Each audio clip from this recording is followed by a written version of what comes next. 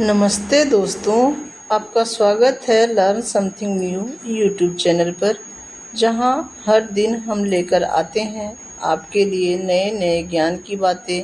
चाहे वो सम्मान ज्ञान हो, रोचक तथ्य हो, शिक्षा से जुड़ी बातें हो या कुछ नई अपडेट रेलवे से संबंधित हो, यहां आपको मिलेगा सब कुछ एक ही जगह।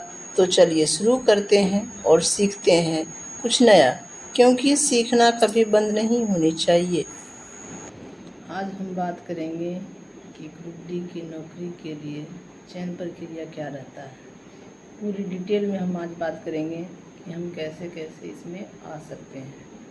दोस्तों, सबसे पहली बात ये होता है कि हमें सबसे पहले जब नोटिफिकेशन आता है, उसके बाद पहला काम तो यही होता है कि आप सही जोन चूज करके आप उसमें फॉर्म सही से फिलअप करें।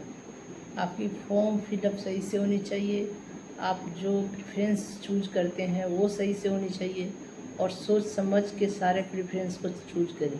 ऐसा ना हो कि आपका मेडिकल स्टैंडर्ड अलग आ जाए और आप पोस्ट से बाहर हो जाए। तो जब आप सही से फॉर्म फिलअप कर लीजिएगा, उसके बाद आती है एग्ज़ाम की डेट। आपकी पेपर होती है, पेपर 100 मार्क्स का होता है। तो आपको कोशिश करना है ज़्यादा से ज़्यादा मार्क्स गेन करने का, बस नेगेटिव से बचना है। आपका साथ जितना पेपर बन रहा है आप उतना पेपर सही से सॉल्व कर लीजिएगा। उसके बाद जब आपकी रिज़ल्ट आ जाती है, तो रिज़ल्ट आने के बाद 2 कट ऑफ होती है।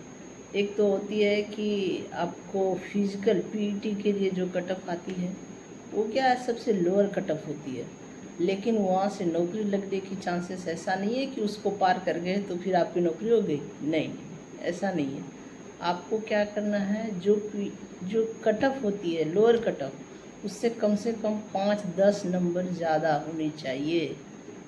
तब जाके आप अगर पीईटी क्वालिफाई करते हैं तो आपकी एक पोस्ट कंफर्म है। इसमें कुछ ज़्यादा परेशान होने की ज़रूरत नहीं है, बस आप पढ़ते रहिए, पेपर क्लियर हो जाएगा। अब आती है पीईटी के बाद। जब आपका पीईटी क्वालिफाई हो जाएगा तो आपको पहले कुछ डेट दिया जाएगा कि आपको इतना तारीख को पीईटी है। जब आपकी पीईटी डेट आए तो आपको ध्यान रखना चाहिए कि आपकी रनिंग अच्छी हो, और नहीं हो तो फिर आपको उसको प्रिपेयर करें, ताकि जिससे क्या आपकी रनिंग अच्छी हो जाए। जैसे होता क्या है, लोग परेशान हो जाते हैं, हताश हो जाते हैं, वे बहुत ज़्यादा मेहनत करते हैं और जब रनिंग का टाइम आता है तो इंजरी हो जाते हैं। तो इन सभी चीज़ों से बचना चाहिए। आपको क्या है, बस रनिंग के टाइम पे अपना ध्यान रखना है, शरीर का ध्यान रखना है। जैसे ही आपका रनिंग कंप्लीट होता है तो एक लिस्ट आता है, फिट जो पास हुए उनका लिस्ट और जो फेल हुए उनका लिस्ट। तो आपको पास वाले लिस्ट में आनी चाहिए। मैं तो कामना करता हूँ कि सारे के सारे जो भी मेरी वीडियो देखते हैं सबके सब पास हो जाएं। जब आपकी पीटी पास हो जाते हैं तब आपकी मेरिट आती है। मेरिट आने में समय लगता है, हो सकता है आपका ज़्यादा मार्क्स आए तो जल्दी मेरिट न लग जाए। अगर थोड़े बहुत मार्क्स कम जाते हैं मेरिट से तो भी आपको घबराना नहीं है। सेकेंड लिस्ट आती है, थर्ड लिस्ट आती है, उसके बाद मेरिट तो बन जाती है। मेरिट बनने के बाद आपकी होती है मेडिकल और डीबी। मेडिकल डीबी में जब आपको बुलाया जाता है उस समय क्या है, आपके जितने भी डॉक्यूमेंट हैं सारे डॉक्यूमेंट को आप प्रिपेयर कर लें। जो भी डॉक्यूमेंट की कमी है उनको बनवा लें। अगर कहीं गलती है तो उनको सुधार लिया जाए।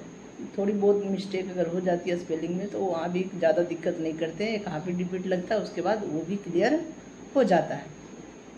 आपको ध्यान ये रखना है कि आपके डॉक्यूमेंट सारे सही होने चाहिए। बस आपकी डॉक्यूमेंट जिस दिन हो जाती है उसके बाद बस दूसरे ही दिन आपको मेडिकल के लिए भेजा जाता है। मेडिकल में जो भी जांच होती है A2 से लेकर P1 तक स्टैंडर्ड देखा जाता है, और A2 से B1 तक जो भी अगर आ जाते हैं, आप फिट पाए जाते हैं तो फिर आपको नौकरी पक्की, इसमें कोई परेशानी की बात नहीं है। फिर जब आपकी मेडिकल जस्ट 2 दिन बाद ही मेडिकल हो जाती है, 2 दिन 3 दिन के अंदर में मेडिकल हो जाती है। आपकी जब पूरी प्रक्रिया हो जाती है फिर आता है पैनल। सबसे ज़्यादा मुश्किल समय तो यही लगता है जब मेडिकल कंप्लीट होने के बाद पैनल का साथ टाइम जो रहता है। आपको 3-4 महीने आराम से, 2-3 महीने में भी हो जाते हैं, लेकिन अगर बाई चांस ऐसा हुआ तो 3-4 महीने भी लगते हैं, इसमें घबराने की बात नहीं है। लेकिन ये है कि आपकी मेडिकल सही है, डीपी सही हुआ है तो नौकरी तो लगेगी, 100% लगेगी, इसमें कोई दिक्कत नहीं है। खर्च जहाँ तक आप लोग को लगता होगा कि बहुत ज़्यादा खर्च लग जाते हैं, पैसे लगते हैं, ऐसा कुछ नहीं है। मात्र 45 रुपीज़ का एक स्लिप लगता है जो कि रेलवे को द्वारा ही दिया जाता है और आपको वही लगता है बस। उसके अलावा आपको कहीं 1 रुपये का कोई खर्च नहीं लगता है। आपका डीबी मेडिकल के बाद बस पैनल रेडी हो गया। पैनल आने के बाद आपको पता चल जाएगा कि आपका क्या पोस्ट मिला है। आपको ये पोस्ट तभी मिलेगा तब जब आप क्या हो, फॉर्म भरते समय जो प्रेफरेंस है वो सही से डाले होंगे। जिस तरह से आपका प्रेफरेंस रहेगा वही तरह से आपको पोस्ट भी दिया जाएगा। कहा जाता है कि आपको अच्छे नंबर है तो अच्छी पोस्ट मिल जाएगी, नहीं अच्छे नंबर है, थोड़े बहुत नंबर कम है तो फिर पोस्ट तो मिल ही जाएगी, लेकिन फिर आपको थोड़ी बहुत परेशानी हो सकती है। इतना सब होने के बाद जब आपका पैनल आ जाता है उसके बाद आपको आपके जो भी डिवीज़न है वहाँ अलॉट कर दिया जाएगा। कौन से डिवीज़न में कौन से स्टेशन है वो एडीएन साहब आपको वहाँ एडीएन को रिपोर्ट करना होता है। एडीएन फिर आपको स्टेशन अलॉट कर देते हैं और फिर आपको जिस स्टेशन पे आपकी ड्यूटी लगेगी आप अपना प्रेजेंट होइएगा। अगले दिन से आपकी ड्यूटी लग जाएगी, आपकी अटेंडेंस बनना शुरू हो जाएगी। Thank you.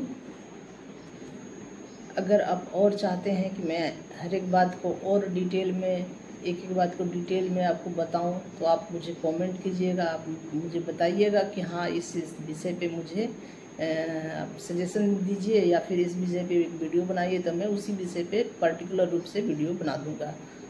आप देखते रहिए। Thank you, goodbye. आपका बहुत बहुत धन्यवाद। अगर वीडियो पसंद आया तो लाइक करें, शेयर करें तथा और अपडेट रहने के लिए चैनल को सब्सक्राइब करें। आपका दिन शुभ हो।